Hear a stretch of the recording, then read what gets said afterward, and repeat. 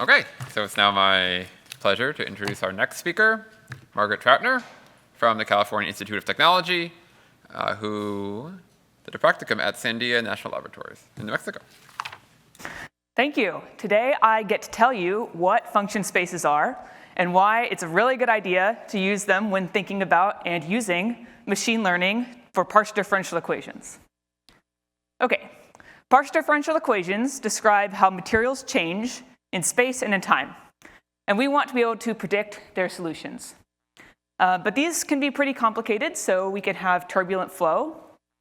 We could have a material where we're trying to predict the stress and the dynamics under some loading in solid mechanics, or we can be looking at bacteria density in a catheter and trying to design a catheter to reduce that density, but the bacteria are traveling over time. These models are complicated, and they require a lot of computing resources in order to predict them. So we want to use machine learning as a surrogate model to kind of take a lot of data and compress it in a way that now we can solve these equations faster. So if we need to do online control, or if we need to do design optimization or something like that, we can predict their solutions more quickly. So assume we have a lot of data on these. What do we do when we have a lot of data? We put it into a machine learning model, of course. So this is a regular, standard feed-forward neural network. For instance, our input here might be the material properties of this beam and the forcing it's under, and then the output would be the stress it's under in different locations and the dynamics that it evolves in time. But there's a problem here. There's actually multiple problems here. So one problem is that we have discretization dependence. So normally, if you solve a PDE, a partial differential equation, you can pick the resolution you would like to solve it at. And any standard solver will allow you to adjust the resolution as long as it stays stable. But normally, neural networks, they take a fixed size input and output. And this poses a problem when our data is from functions that can really take many discretizations. A second issue, and this is an issue both for function data and regular data, is we don't know what inputs the model will be accurate for. And we want to be able to think about this from a theory perspective. The third thing is also a theory perspective. We want to know, does this model even have the ability to approximate the solution we want? And how do we think about proving something like that? So these are the questions that we're trying to answer. And fundamentally, traditional neural networks are not designed to map between function spaces. So I'm going to tell you what a function space is. So you know what a function is on the left here. This maps from the real line to the real line. We have some line, 1D to 1D. And in 2D space, we can talk about how far apart 2 points are. It's a Euclidean norm, shortest distance between 2 points. Functions are made up of infinite numbers of points. So in that sense, they live in infinite dimensions. And we want to be able to talk about how far apart 2 functions are, and talk about the space where different points in that space are functions that are close to each other or not close to each other. So we can define distance in several ways. We're used to finite dimensions. So in finite dimensions, we can also define distance in multiple ways. We're most used to this Euclidean norm, but we could also define distance in the L1 norm, where we sum these 2 components. Another way we could define distance is taking the maximum of these components. This is the infinity norm. Similarly, in infinite dimensions, we could define the maximum distance between 2 functions as our notion of distance. Alternately, we could take the integral of the absolute difference between these functions, and we can actually extend this to any value of p in this expression, where p greater than 1 extends larger distances between the functions and de-emphasizes the shorter distances between the functions. And you can start to see how this is a very useful notion when you're thinking about trying to measure if your model is accurate or not on function data. Do we care about the maximum discrepancy between the output and the truth? Do we care about the notion of distance everywhere? How do you think about this? And these function spaces also, there are different function spaces that allow you to quantify whether or not the derivatives are close as well. And there's a whole zoo of different function spaces that's really exciting to explore if you have the time. Okay, and this is the main argument I'm trying to make in my talk, is that this way to compare 2 functions is exactly the perspective for AI on partial differential equations. If you're going to use function space data, and your data comes from functions, you should treat it as though it lives in its home, and its home is function space. Okay, so now we need to figure out how to use this concept in machine learning and achieve discretization invariance, since we don't want to have discretization-dependent functions.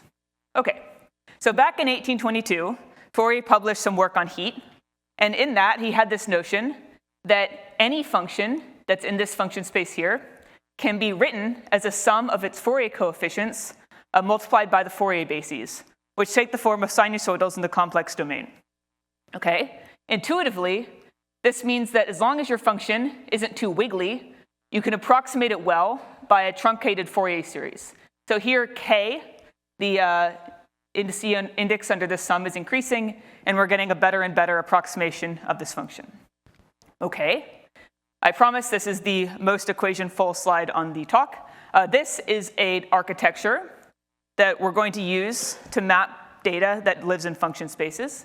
So like a regular neural network, it's got layers, and each of these layers has this form where the key component is this k term here that involves a matrix of parameters that are trainable and Fourier coefficients.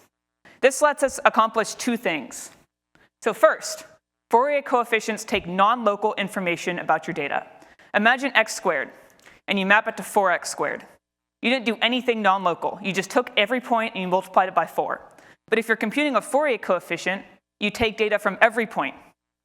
And this allows non-locality. And non-locality is a critical ingredient when you're using data from function spaces, and it's not a critical ingredient when your data does not come from a function space.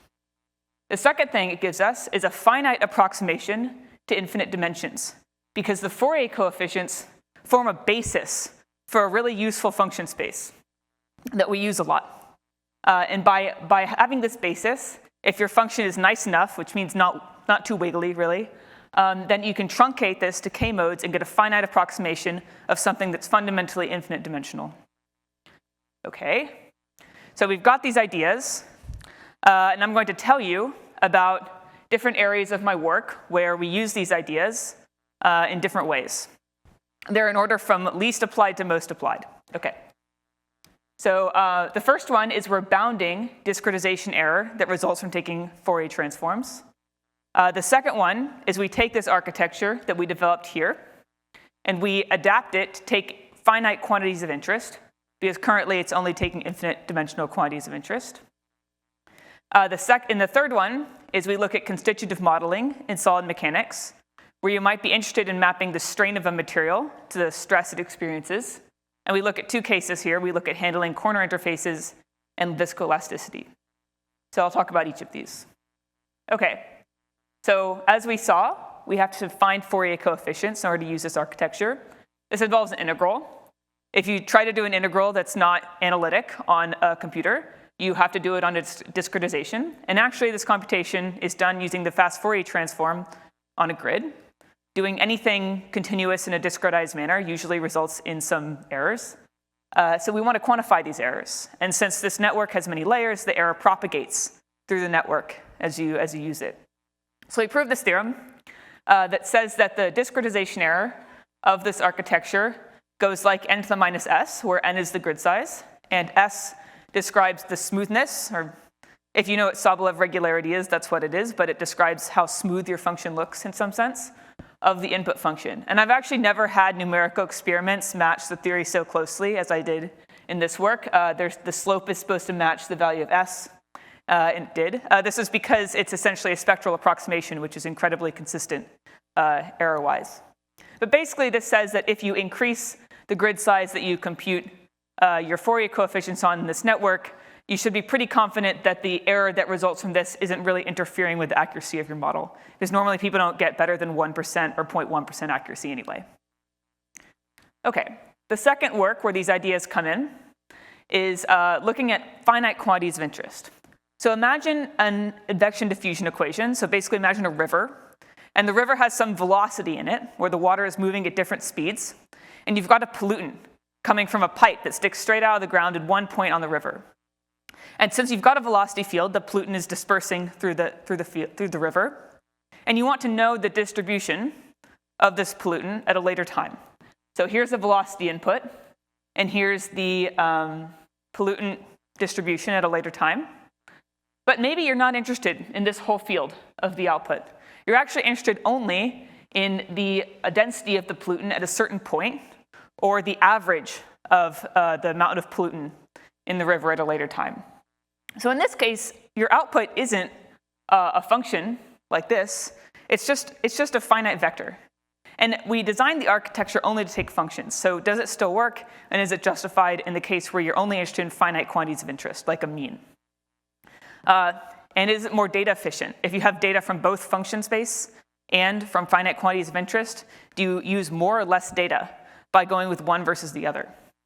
So the theorem we proved is that when your quantity of interest function is smoother, like taking an average, it is more data efficient to use function space data.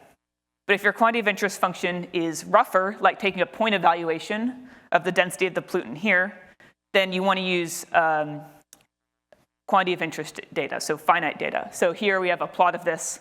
The horizontal axis is the smoothness parameter. The orange line is when you're using function space data, and the blue line is when you're using quantity of interest data that's finite. And on the right side is the regime where it's better to use function data, and on the left it's better to use finite quantity of interest data.